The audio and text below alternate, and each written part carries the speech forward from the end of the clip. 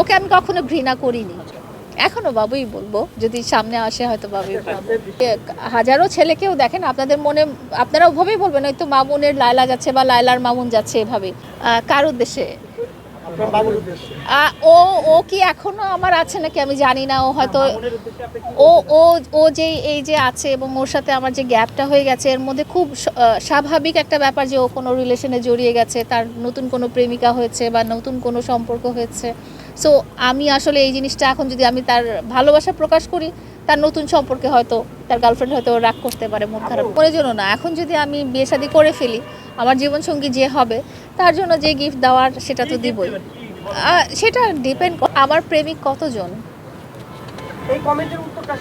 এই কমেন্টের উত্তরেই আমি, যিনি কমেন্ট করেছেন বা যার মনে এই ধরনের কোয়েশ্চেন জিজ্ঞেস করে এসেছে, মানে আপনারা প্রেমিক কেন, আপনারা আমার পাশে যদি আপনারা অন্য কাউকে কিন্তু আমার প্রেমিক হিসেবে দেখতেও চান না।